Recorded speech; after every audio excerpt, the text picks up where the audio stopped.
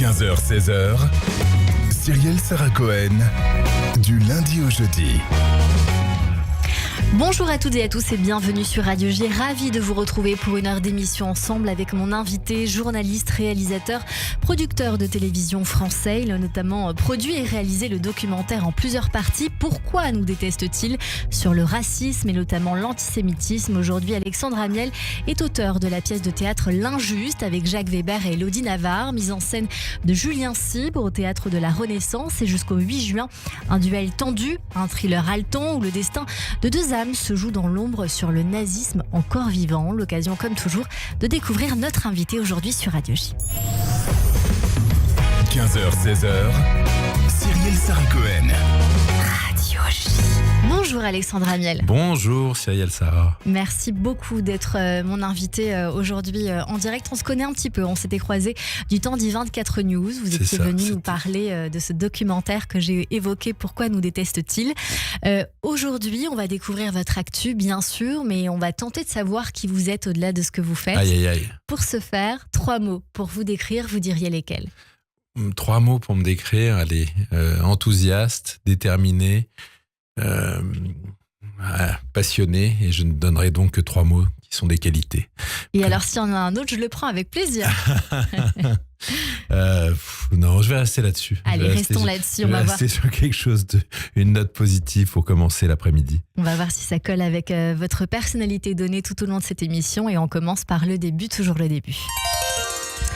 Alexandre Amiel, vous êtes né un 11 avril dans les années 70 à Montréal, dans une famille d'origine marocaine. Quel genre d'enfance vous diriez que vous avez eu et dans quel cadre vous avez grandi ? Bon, j'ai grandi dans un milieu plutôt bourgeois, totalement séfarade, puisque mes 2 parents sont juifs du Maroc. Donc Amiel pour mon père, Waknin pour ma mère. Donc on peut être difficilement plus juif marocain. Après, j'ai grandi, je suis né à Montréal, ce qui est quasiment une province marocaine, mais je suis resté que 15 jours. Et après, on est retourné là où mes parents vivaient, c'est-à-dire en Angleterre, où je suis resté jusqu'à l'âge d'1 an. Et après, j'ai grandi dans le cossu quartier du 16e arrondissement, où j'ai passé toute mon enfance. Que faisaient vos parents dans la vie ? Mon père était, puisqu'il est à la retraite, négociant en viande, c'est-à-dire qu'en fait, il vendait de la viande beaucoup entre la France et l'Angleterre. Et ma mère, elle travaillotait, mais elle s'est occupée de nous. On était 3 frères et sœurs, donc ça l'occupait déjà pas mal. Quel genre d'enfant vous êtes petit et quelles sont vos passions ? Quel genre d'enfant je sais pas, mais j'ai toujours été, on va dire, j'étais assez vite collé avec un transistor à l'oreille.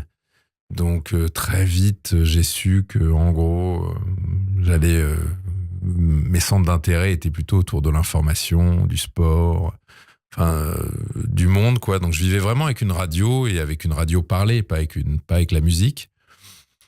Voilà. Après, j'ai grandi encore une fois dans un milieu plutôt aisé et voilà pour ce qui me vient instantanément comme ça, sans préparation. Vous démarrez avec une casquette de journaliste reporter. Vous allez réaliser plusieurs enquêtes et reportages, documentaires pour la télévision, de TF1 jusqu'à Canal+, M6, France 2, et vous allez passer par l'agence CAPA. Quel est votre souvenir le plus marquant en tant que journaliste ? Moi, j'en ai plein, mais pour l'anecdote, j'ai quasiment commencé à ce micro. Donc quand j'avais 18 ou 19 ans, j'ai présenté les journaux comme la jeune fille qui était avant moi. Sur Radio J ? Sur Radio J. Donc, voilà, c'est pour ça que je vous le dis.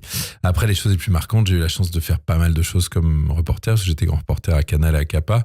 Mais peut-être un des moments les plus marquants, c'est au moment du 11 septembre 2001. J'étais dans le premier avion transatlantique qui a atterri à New York. Et puis après, alors que tout était fermé depuis 5 jours, je suis arrivé le vendredi, je suis le seul journaliste à être rentré à Ground Zero 6 jours après le 11 septembre. J'ai pu interviewer les policiers, les pompiers. J'ai vu un bout du World Trade Center s'écrouler devant moi. J'ai pu aller voir, c'était un petit scoop mondial. Donc c'était quand même un moment un peu particulier. Après, j'ai eu la chance de faire plein de choses. Je suis allé en Iran, je suis en 2000, au moment de l'élection du frère de Khatami. Après, je peux vous raconter toutes les choses que j'ai pu faire, mais c'est vrai que le 11 septembre, c'était un moment particulier de ma vie de reporter. Depuis plus de 20 ans, Alexandre Amiel, vous avez créé une agence de presse audiovisuelle qui se spécialise dans les magazines, les documentaires, les séries d'actualité pour diverses, évidemment, chaînes de télévision. Parmi les thèmes les plus évoqués, la politique et des sujets de société. C'est ce qui vous intéresse le plus? Je suis un peu curieux de tout, mais c'est vrai que voilà, je suis devenu journaliste parce que c'était ce qui donnait la possibilité de faire les choses les plus généralistes. Et très vite, c'est vrai que c'est vers la politique et la société que mes centres d'intérêt se sont portés. Donc oui, quand j'ai décidé de monter une boîte, j'ai commencé avec une petite émission de débat sur iTélé qui s'appelait N'ayons pas peur des mots. J'ai produit une autre émission sur Paris Première cette année-là, un bout de la matinale de Canal, parce que voilà, j'avais passé toute ma carrière de journaliste à Canal.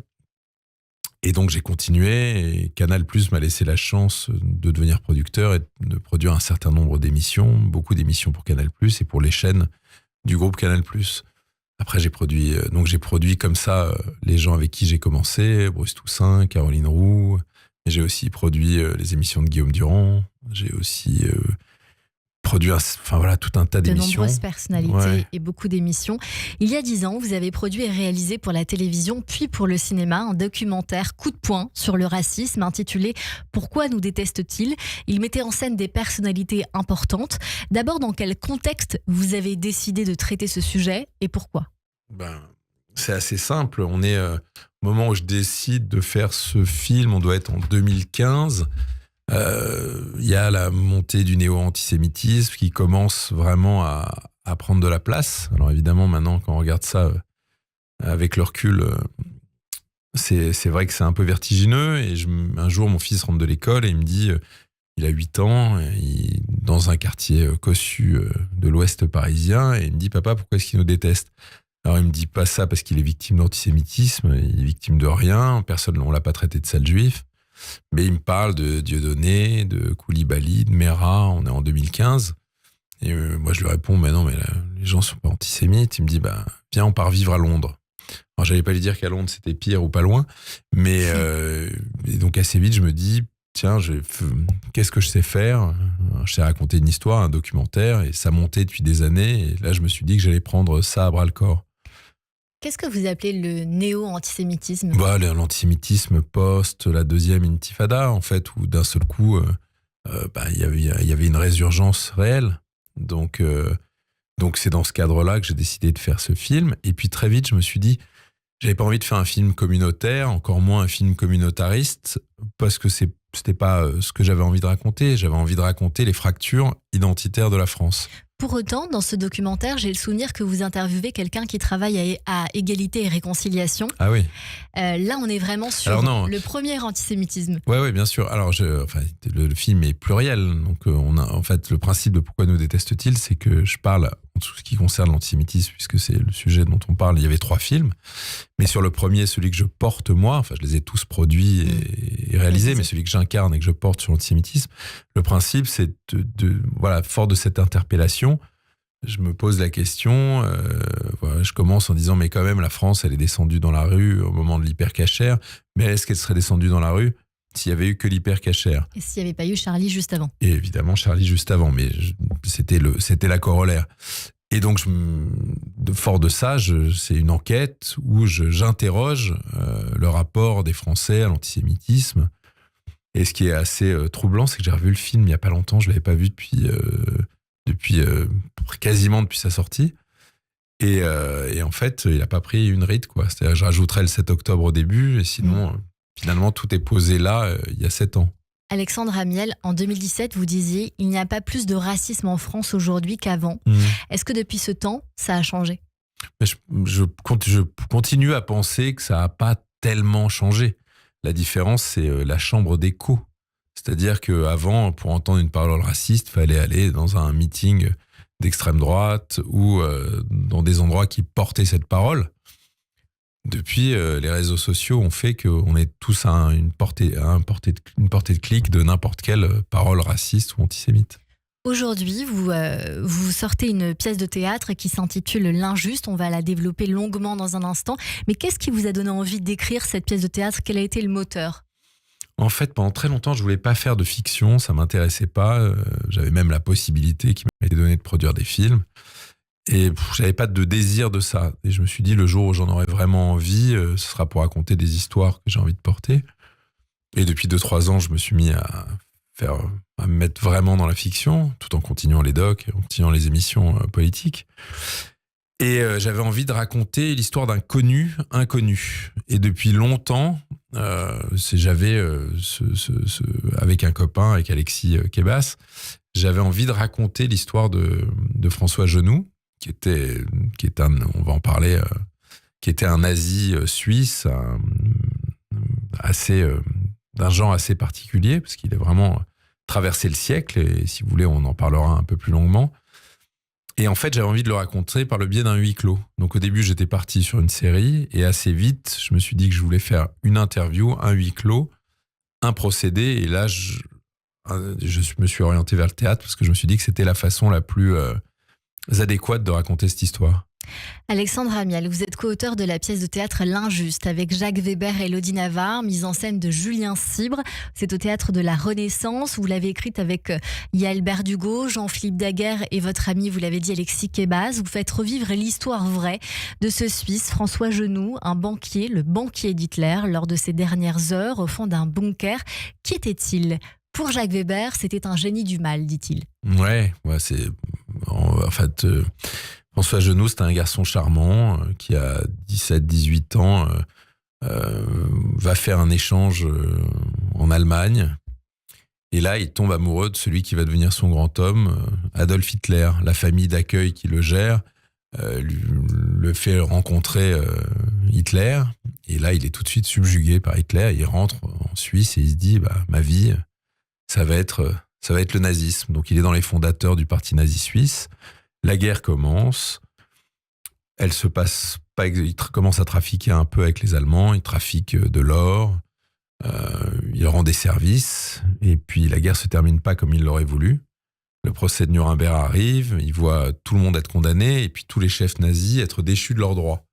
Et là, il a un premier coup de génie, si j'ose dire, c'est qu'il se rend compte qu'il y a un droit qui est inaliénable, c'est le droit d'auteur. Et il devient l'agent littéraire d'Hitler et de ses ayants droit, et des ayants droit d'un certain nombre de chefs nazis. Donc il édite un premier livre qui recueille des écrits pendant la guerre d'Hitler, et il édite tous les écrits de ces nazis, il devient riche, il aide ces nazis à s'installer en Amérique du Sud, puis il devient le banquier de tout le panarabisme, donc il devient le banquier de tous les nationalismes arabes, il devient le banquier des généraux algériens.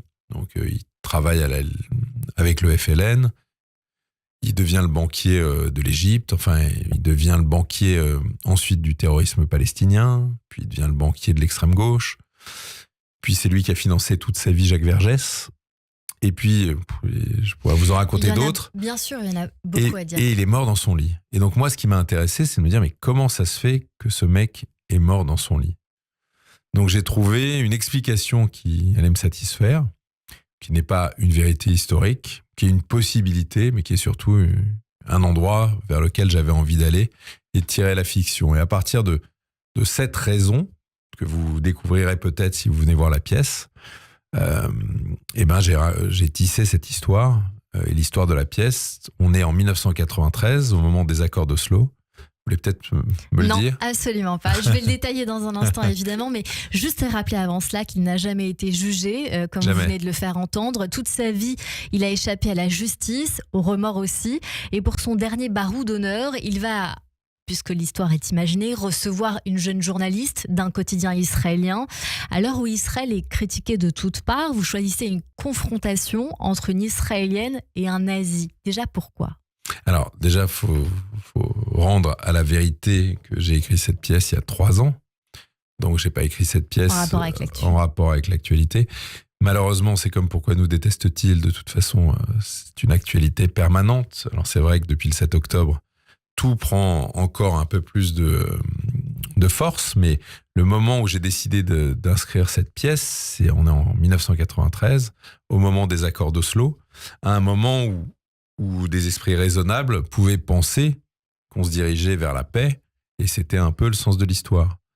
Donc, je l'ai fait parce que, dans la vérité historique, François Genoux est mort en 96, mais il était le contemporain de cette période. Donc moi, le moment que j'ai imaginé, on est en 1993, les accords d'Oslo viennent d'être signés. On est au lendemain des accords d'Oslo. On est au lendemain, et il décide... donc lui, il s'est fait construire, tout ça est de la fiction, il s'est fait construire, maintenant on n'est plus dans ce que je vous ai raconté avant, ce sont des faits historiques, maintenant on est dans la fiction. Il s'est fait construire un bunker quelque part dans une forêt suisse, et il décide d'accorder une interview à une journaliste israélienne alors qu'il n'en a jamais accordé à personne.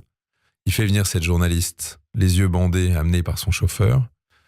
Après, la question c'est pourquoi elle, pourquoi cette interview, et c'est ce qu'on va découvrir pendant cette pièce. Est-ce qu'on a le droit de le dire ? Pas trop, il faut pas. On va garder le mystère. Faut garder un peu de mystère. On peut raconter la pièce, mais surtout pas le son mystère, issue. on va le garder. Il donne donc une interview à cette journaliste israélienne et il dit donner une interview à une journaliste israélienne à quelque chose de cathartique. C'est ce qu'il dit à un moment donné dans la pièce. Il dit beaucoup d'entre vous sont souvent rancuniers. Toute ma vie, j'ai opté pour la discrétion. C'est ce qui m'a permis de durer. Cette interview sera donc la première, mais aussi la dernière. Son testament pour l'histoire, un dernier pied de nez à l'humanité, c'est ce qu'il dit. Il choisit alors cette jeune journaliste israélienne avec un profil très atypique, quand même, il faut le dire. Pourquoi elle ? Qu'est-ce qu'il cherche ? En réalité, est-ce qu'il la connaît plus qu'elle ne le pense ? On va garder évidemment le mystère, mais on va quand même dire que le profil de cette journaliste Cyrine Shiloah est très intéressant. Merci. La manière dont vous l'avez tissé est forcément très intéressant parce que c'est le clou quelque part dans le déroulé de cette pièce-là. On pourrait se dire que c'est juste une confrontation morale entre des idéologies ou une pensée qu'on peut trouver différente, mais vous allez aller encore plus loin. Qu'est-ce que vous avez concrètement voulu faire sans vouloir donner la parade ? Mais encore une fois, j'ai vraiment voulu... ce qui m'intéressait, c'était de confronter une parole nazie dans une interview avec un profil particulier, parce que ce type a été à la fois nazi, proche de tous les mouvements national-socialistes, et en même temps proche de la cause arabe, proche des nationalismes arabes, proche de la cause palestinienne. Il a financé Jacques Vergès toute sa vie. Donc la défense de Klaus Barbie, c'est François Genoux, c'est d'ailleurs documenté. Vous pouvez retrouver un extrait au moment du procès de Lyon où il est apostrophé par un journaliste et on sait que c'est lui qui a financé Jacques Vergès et il le reconnaît assez aisément. Donc moi j'avais envie de raconter cette histoire parce que quelque part c'est une histoire du siècle où tout ce qui a guidé cet homme c'est l'antisémitisme. Et donc, pardon, que ça soit la cause palestinienne. Pardon, je suis désolé. On va y venir. Vous parlez de cette cause palestinienne. En effet, la pièce, je veux dire comment elle démarre, parce que c'est quand même très beau. Elle démarre avec Jacques Weber qui est assis sur une chaise. Derrière lui, 4 écrans, des images de Golda Meir, Yasser Arafat et tous les dirigeants israéliens, palestiniens. Cela se termine avec la fameuse poignée de main entre Yitzhak Rabin et le Premier ministre israélien à l'époque, Yasser Arafat, qui est président du comité exécutif de l'OLP devant Bill Clinton, à l'époque président des États-Unis. On est le 14 septembre 1993, au lendemain des accords d'Oslo. Bien sûr, c'est un message très fort pour démarrer cette pièce, mais cela se poursuit parce que il ne croit pas, et il dit qu'il ne croit pas à cet accord. Il parle de haine viscérale entre ces deux peuples. Il a raison. Nous vivons 30 ans plus tard une période qui est dramatique. On est toujours en pleine guerre israélo-palestinienne. Alexandre Amiel, les derniers otages à Gaza ne sont toujours pas rendus. Et dans cette pièce, il y a, vous l'avez évoqué, l'implication aussi des nazis post-Seconde Guerre mondiale dans la haine d'Israël et donc toujours des Juifs. Et ça, vous le soulevez. Oui, je le soulève, mais aussi, je ne sais pas que je ne vais pas répondre à la question, mais je soulève aussi qu'il n'a jamais été arrêté, on ne lui est jamais rien arrivé, il n'a jamais été jugé, jamais été assassiné. Et il soulève aussi des points un peu critiques, c'est-à-dire que les Américains ont à un moment, au lendemain de la guerre, ont pactisé avec les nazis, puisque d'un seul coup, l'ennemi prioritaire était l'Union soviétique. À un autre moment, en France, au lendemain de la guerre, De Gaulle a pas voulu de trop de procès et a réintégré dans l'appareil d'État des gens qui avaient collaboré. Donc c'est un peu tous les troubles de l'histoire, tous les méandres de l'histoire. Et donc lui, il regarde le monde avec le regard nazi. Et donc pour le regard d'un nazi, l'histoire est écrite par les vainqueurs.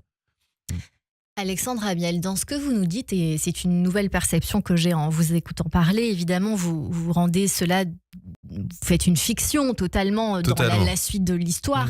Mais est-ce que vous nous dites finalement, qui n'est pas évidemment sur scène, laisse entendre qu'il aurait peut-être été sauvé, épargné dans la vraie vie? Peut-être, ça fait partie des choses.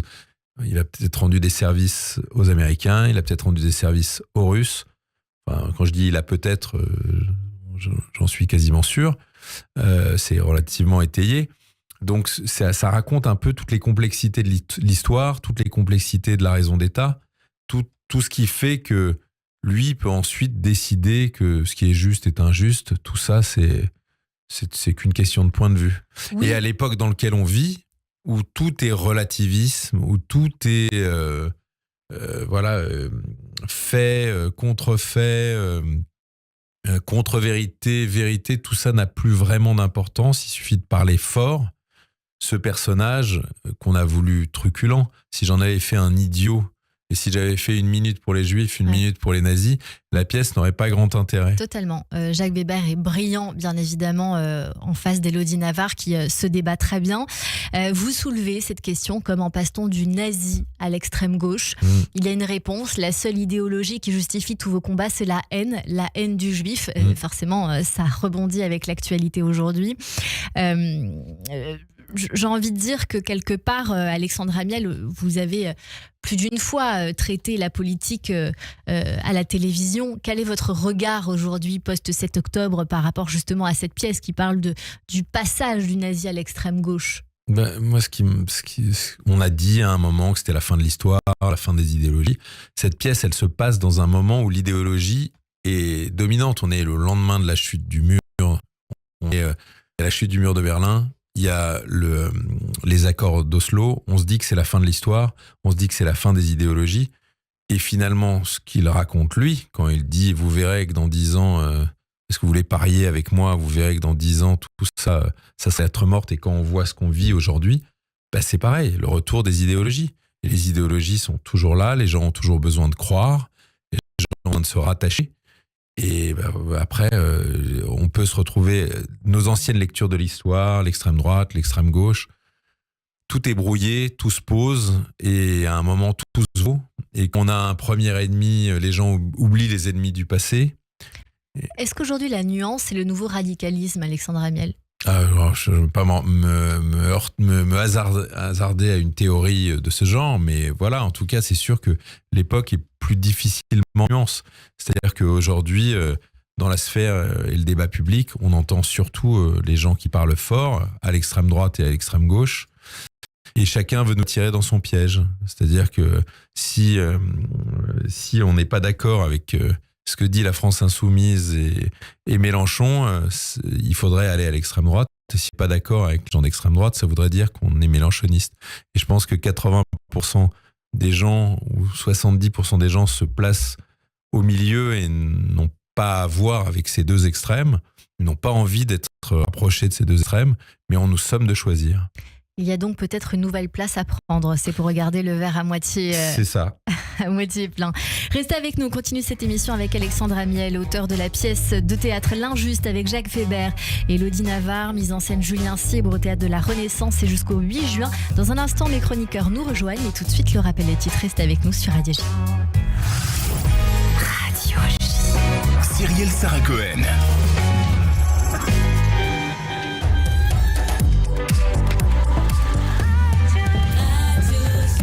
15h30 sur Radio J, bonjour et bienvenue. Tout de suite, le rappel des titres avec Etani Belaïch.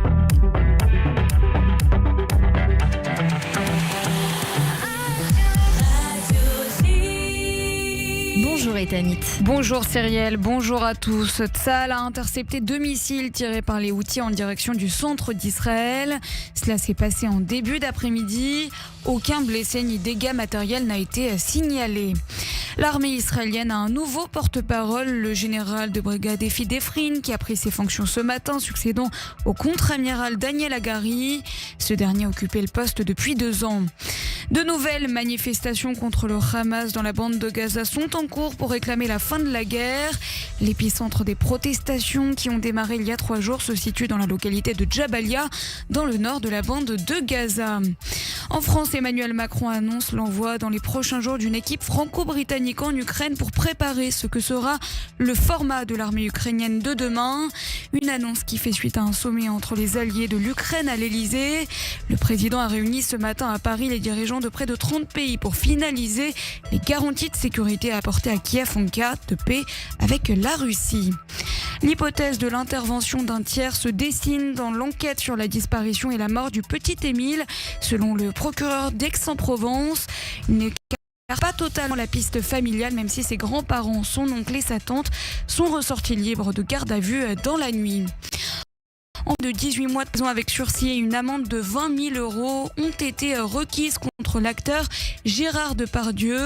L'acteur de 76 ans est jugé devant le tribunal correctionnel de Paris pour des agressions sexuelles qu'une décoratrice et une assistante réalisatrice affirment avoir subies pendant le tournage du film Les Volets Verts en 2021. Et merci beaucoup Ethanit Belaïch. On vous retrouve à 16h pour le journal complet. Tout de suite une très courte pause et c'est la suite de notre émission avec Alexandre Amial et mes chroniqueurs sur Radio J. Bonjour à tous, c'est Léa Moscona. Radio J. Je vous retrouve tous les matins de 9h à 10h sur Radio J. Les experts ont la parole. Ils nous parlent bien-être, voyage, culture, gastronomie et art de vivre. Le tout dans la bonne humeur. Le 9-10, Léa Moscona. À demain. Radio J.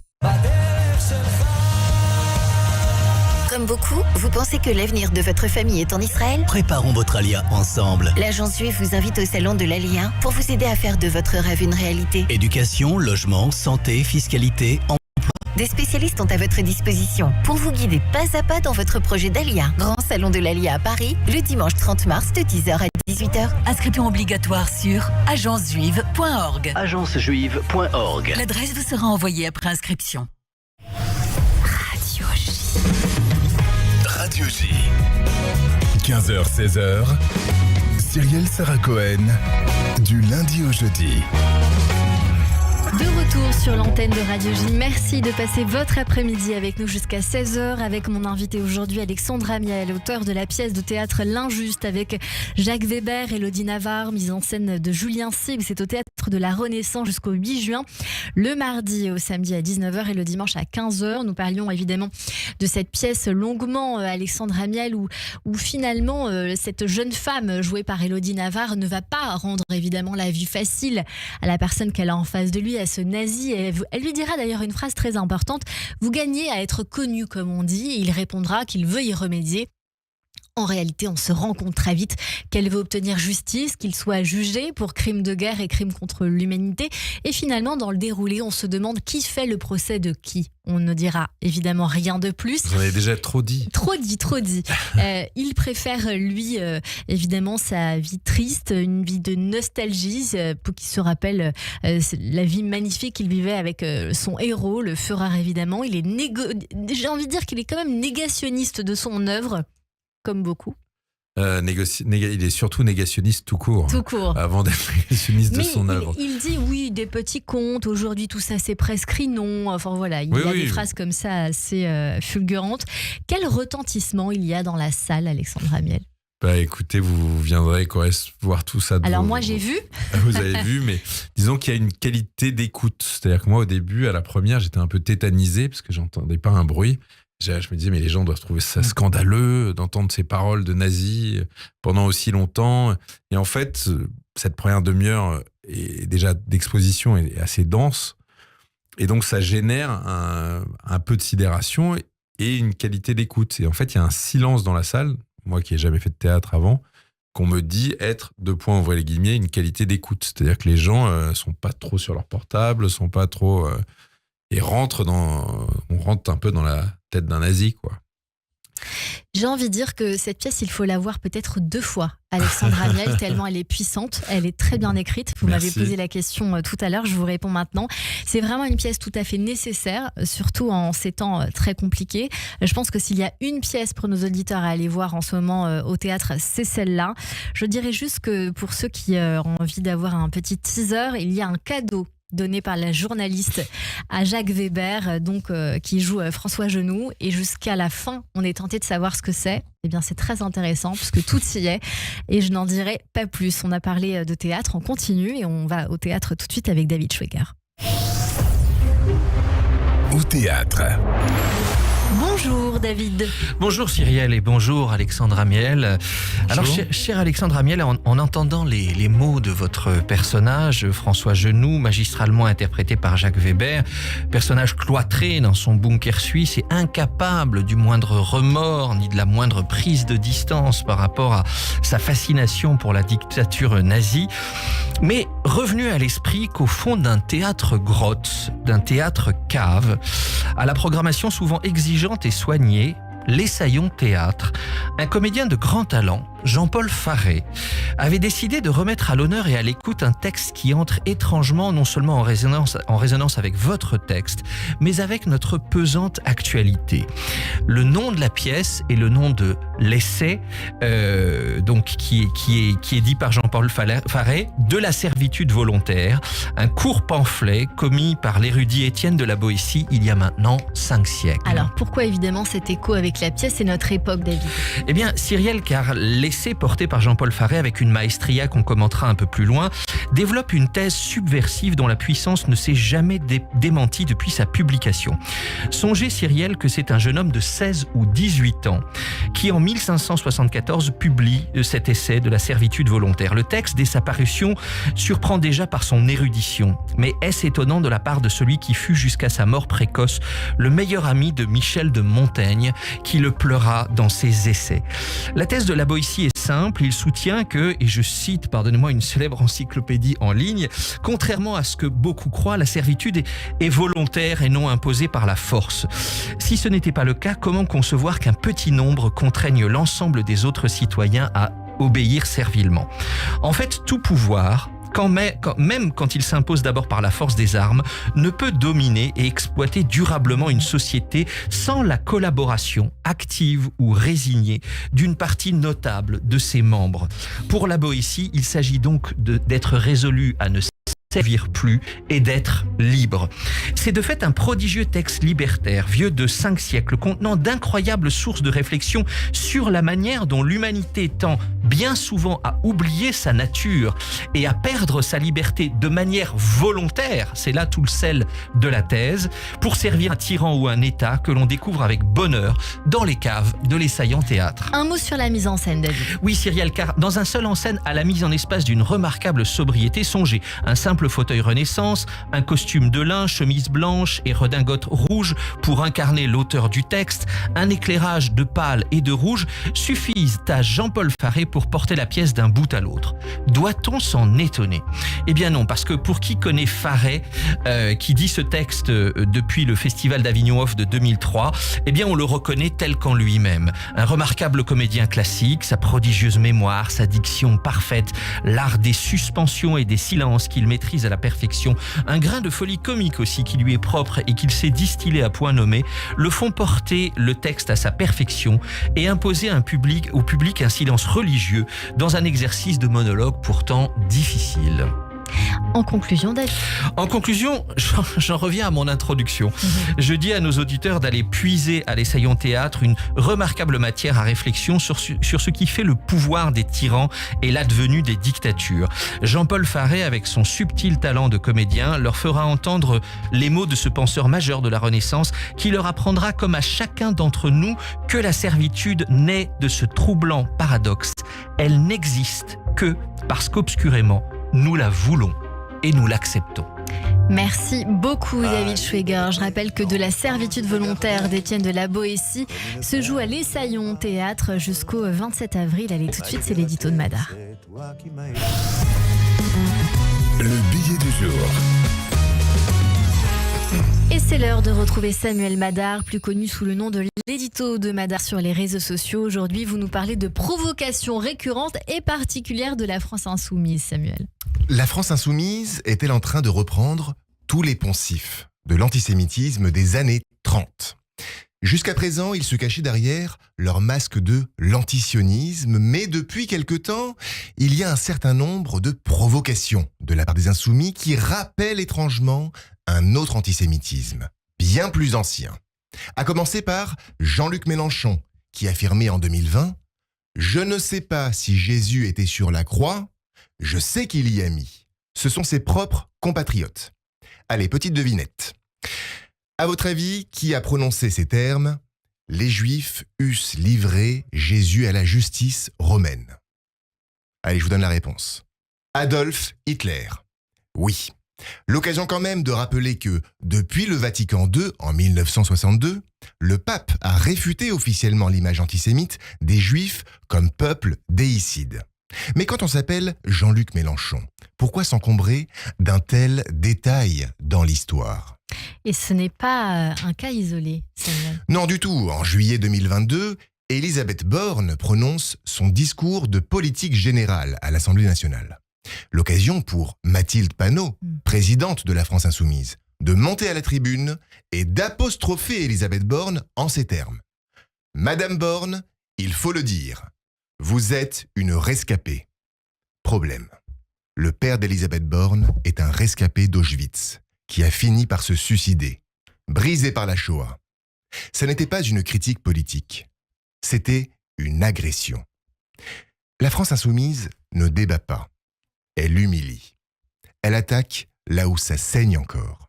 Et à force de jouer avec les braises de l'histoire, on finit toujours par rallumer l'incendie. Et depuis le 7 octobre 2023, Samuel, on a l'impression que les sorties de ce type se multiplient. Oui, enfin, vraiment, c'est ce qu'on peut dire. L'année dernière, par exemple, le député insoumis Sébastien Delogu a diffusé une vidéo surréaliste où Meir Habib était vaincu à l'aide d'une pizza cuite dans un four à pierre.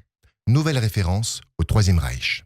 Et ce mois-ci, la cadence s'est accélérée. Il y a eu bien sûr la caricature antisémite de Cyril Hanouna, librement inspirée du Juif éternel, ce film directement supervisé par Goebbels. Et ne comptez pas sur les insoumis pour reconnaître leur tort ou tout simplement s'excuser. À ce moment, on pensait que le pire avait été atteint. Mais c'était sans compter sur Jean-Luc Mélenchon une nouvelle fois, seulement quelques jours après, qui évoquait les milliardaires en ces termes. Ils vous couperaient les cheveux pour en faire des édredons. Encore une référence à Auschwitz. En attendant, la prochaine. Alors, on peut toujours dire que c'est un hasard, une mauvaise blague, une formule malheureuse. Mais à force d'accumuler les provocations, on finit par construire une rhétorique. Quand c'est pourri, c'est LFI. Peut-être serait-il bien inspiré d'aller voir votre pièce de théâtre. Alexandra Miel, merci beaucoup. Évidemment, Samuel Madar, et on se retrouve la semaine prochaine sur l'antenne de Radio J. L'introspection. Alexandra Miel, Oscar Wilde a dit « Parfois nous pouvons passer des années sans vivre du tout et tout à coup notre vie entière est concentrée dans un seul instant ». Quelques petites phrases ou citations pour essayer de tenter d'avoir un sentiment, une pensée ou au mieux une anecdote personnelle. La première. Alexandra Miel, est-ce que pour vous le savoir, c'est le pouvoir ? On est dans une époque où le savoir est attaqué tous les jours, de toutes parts, partout, quelle que soit son origine, quelle que soit sa façon de l'exprimer. Évidemment que le savoir, voilà, je ne vais pas aller rechercher d'autres citations, mais plus on apprend, plus on est curieux, plus on lit, plus on a de chance d'être libre. Ça fait aussi écho à la chronique précédente. On citait ce texte, on aurait pu aussi citer un texte d'un sociologue, de Stanley Milgram, La soumission à l'autorité. Voilà, effectivement, savoir, apprendre, c'est des outils de liberté. Alexandra Miel, une phrase de Jules César. Qui veut la paix prépare la guerre. Ça peut être Jules César, Lao Tse ou Michel Platini. Dans tous les cas, oui, là encore, on peut prendre ce texte au pied de la lettre, on peut prendre cette phrase comme on a envie de l'entendre. Ce qui est sûr, c'est que là où moi je vais aller chercher, c'est vrai que l'esprit munichois est toujours dangereux. Et éviter les affrontements quels qu'ils soient, en général, ça ne nous prémunit pas de choses beaucoup plus graves. Martin Luther King disait « À la fin, nous nous souviendrons non pas des mots de nos ennemis, mais des silences de nos amis. » J'ai déjeuné avec Sophia Aram avant de venir ici et on en parlait justement. C'est assez amusant que vous parliez de Sophia Aram parce que, en toute honnêteté, en regardant votre pièce, je n'ai pas cessé de penser à elle. Ah oui ? Et je me suis demandé si elle n'était pas cette journaliste. Alors je vais vous donner une information, un scoop. J'ai pas du tout pensé à Sophia Aram en écrivant cette pièce, mais le hasard de la vie a fait qu'on s'est retrouvés il y a 1 an. On s'était pas vu depuis longtemps, on est jeunes, on se raconte nos vies. Je lui dis tiens, je viens d'écrire une pièce. Et puis elle me dit ah mais tu sais moi je te rappelle que je suis comédienne à la base. Et elle a envie de jouer, etc. Et puis en rentrant, je lui envoie la pièce qu'elle me demande à la lire. Et d'un seul coup, je me dis, mais tu pourrais la jouer, toi. Donc, elle l'a lue. Je parle à sa place, mais parce que je sais qu'elle dirait la même chose. Elle est tombée amoureuse de la pièce. Elle a adoré la pièce. Et on n'est pas passé loin qu'elle la joue, la pièce. Donc, elle aurait pu la jouer. Ça aurait été fort. Finalement, avec sa tournée, et puis elle aussi, elle a d'autres projets théâtraux et d'autres choses qu'elle a envie de faire. Ça s'est pas fait. Mais ça aurait pu. Vous voyez, je l'ai bien senti, donc allez tout de suite. Je vais vous demander pour terminer une philosophie de vie, une citation qui vous accompagne au quotidien. Ce serait quoi ? Là, comme ça, il n'y a rien qui me vient tout de suite. Peut-être même un conseil. Si, peut-être, encore une phrase un peu existentialiste, quoi. Une phrase que j'aime bien de Jacques Brel qui disait le talent, c'est aller voir. Il faut se botter le cul et aller voir. Et en fait, quand les gens me demandent, mais quand même, t'as jamais fait ci, mais comment t'as fait pour faire ça ? Et comment t'as jamais fait ci ? Je dis toujours, je le fais. C'est tout. Et après, ça marche pas. C'est une autre histoire. Mais c'est vrai qu'en faisant les choses et en les faisant à fond, on a un peu plus de chances qu'elles se réalisent. Allez voir L'Injuste au Théâtre de la Renaissance. Tout de suite, c'est votre portrait sur Radio J. Le portrait psychologique. Radio J. Radio J. Comme toujours à la fin de cette émission, Alexandre Amiel, on débriefe ces minutes que nous avons passées ensemble. Et c'est donc votre portrait dans les yeux, le regard de Judith Cohen-Solal. Bonjour Judith. Bonjour Sarah, Cyrielle, bonjour Alexandre. Bonjour. Alors, je vais enfin apprendre des choses sur moi. Ça va être très compliqué parce que, comme vous le savez sans doute, je vous avais parlé de psychanalystes tout à l'heure, les psychanalystes, ils écoutent. Et vous n'avez pas dit grand-chose. Ah oui. Vous avez dit beaucoup de choses, mais très peu de choses sur vous, en fait. Protégé. Tout à fait. Vous avez vu ça ? Mais vraiment. C'est un métier. Un vrai métier, parce que d'habitude, Cyrielle, vraiment, elle sait aller chercher, elle se laisse pas faire, elle se laisse pas avoir. C'est vrai. Mais là, vraiment, vous avez ça en beauté. Alors, on sait même pas, je sais pas, votre frère, votre sœur, on sait pas ce qu'ils sont devenus, on sait pas si vous avez des enfants, on sait pas comment vous ressentez les choses. Alors, on a dit qu'il avait un frère et sœur. Vous engueulez pas, hein. Non, on a dit le frère et la sœur, regarde, il essaye de s'en sortir comme ça. Non. On a dit qu'il y avait un frère et une sœur. Oui, c'est ce que et qu'il y avait un fils. Oui, mais on sait rien sur eux. C'est ça que je dis, bien sûr. J'ai entendu qu'il y avait un frère et une sœur au début. Et puis c'est marrant déjà ce mélange de... Alors c'est vrai, vous m'avez fait sourire parce que c'est vrai qu'on dit souvent que Montréal, c'est une province du Maroc. Mais par contre, l'Angleterre, ça alors. Et parce que vous avez dit, on est retourné chez mes parents qui étaient d'Angleterre. Donc ils étaient anglais. Non, pas du tout. Ils étaient toujours juifs marocains. mais mon père travaillait là-bas, a travaillé à Londres. Donc, juif marocain à Londres, à Montréal ou à Tombouctou, ça reste juif marocain. Oui. Ça colle un peu, au moins aux chaussures. Ça y est. Donc c'est ça. Et j'avais bien entendu qu'il y avait un fils, puisque c'est lui qui vous a dit pourquoi il nous déteste, et que c'est comme ça que vous avez fait cette série documentaire. Donc vous avez beaucoup parlé de ce que vous faites. J'ai l'impression quand même qu'il y a beaucoup de ce que vous êtes qui est dans ce que vous faites. Mais ça reste quand même que ça laisse de vous quelqu'un d'assez secret et de bien protégé, comme vous aviez dit. On vous découvre à la fin, à travers l'introspection, quand même très philosophe. Et peut-être que c'est l'adjectif qui manquait. Vous avez dit enthousiaste, déterminé et passionné. Ça, on l'a bien retrouvé dans tout ce que vous avez raconté. Il manquait philosophe, parce qu'il y a quand même beaucoup de philosophie, de réflexion, de connaissances aussi, parce que vous avez fait plein de citations, Émile Graham, et en passant par la musique. De toute manière, pour avoir fait autant de métiers, il faut avoir cet art particulier qui dénote d'une grande intelligence, c'est la circulation. Donc, vous circulez beaucoup. Ah, ça, je circule. Voilà. Pour la grande intelligence, je sais pas, mais pour ce qui est de circuler, ça, c'est sûr. Si, à l'intelligence, parce que de toute manière, vous le dites, j'essaye, après on verra. Dans tous les cas, il faut toujours essayer. Donc ça, c'est quand même important. Et puis, parler toujours... Alors, je ne sais pas si vous êtes religieux, pas religieux, communautaire ou pas, mais le sujet juif et la question de l'antisémitisme, c'est votre côté ashkénaze, je pense. C'est ça, je suis un ashkénaze de Casablanca, c'est très rare. C'est ça, mais il y en a. Ah oui, ouais. Parce que là, c'est quand même un énorme sujet. Mais parce que vous voulez pas m'essentialiser pour ça. Bah non, surtout c'est sûr. Surtout pas. Mais je vois que vous avez quand même mis 3 épisodes pour la question de l'antisémitisme. Pourquoi nous déteste-t-il? Un seul, on va pas se mentir. Il n'y avait pas 3... Il y avait 3 volets. 3 volets, oui. Mais je sais qu'on prend de la place, mais c'était sur les fractures identitaires de la France. Oui, parce que tout à fait, j'ai vu en plus. Il y avait les juifs, les arabes. Oui, il y avait les juifs, tout à fait. Bon, mais on en a fait 12 à la fin des films. On a fait 4 saisons. Donc, c'était une façon d'interroger les fractures de la société française. Oui, c'est vrai que j'en ai vu quelques-uns, mais au fond, ce qui vous a motivé dans un premier temps, c'est quand même la question de ce néo-antisémitisme. Je dois reconnaître. Et puis ce personnage, j'avoue que je ne connaissais pas, là, qui nourrit l'idée de la pièce, qu'on a très envie d'aller voir. Parce que, il faut aller la voir. François Genoux. Là, vous m'avez complètement...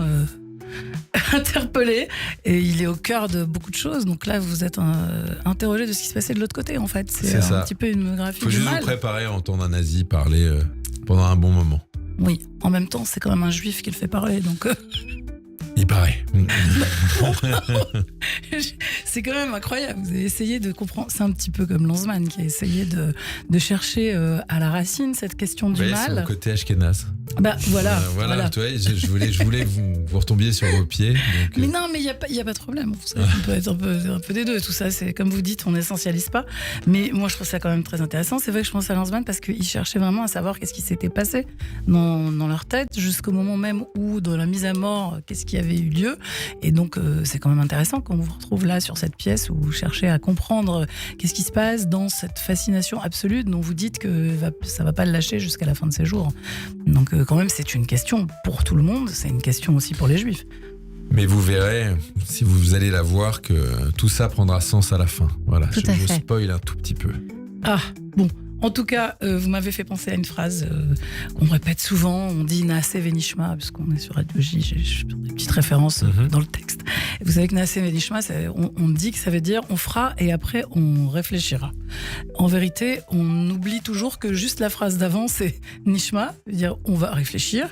Et après, la reprise, c'est non, on fera et on réfléchira. C'est-à-dire qu'il ne faut pas que réfléchir, il faut aussi faire. Et vous m'avez fait penser à ça. Voilà. Ça me va très bien. Merci beaucoup, Judith Cohen-Solal, notre psychanalyste que l'on retrouve toutes les semaines sur Radio J. Radio J. Cyrielle Sarah Cohen. C'est la fin de cette émission avec vous, Alexandre Amiel. Merci beaucoup d'être venu nous voir.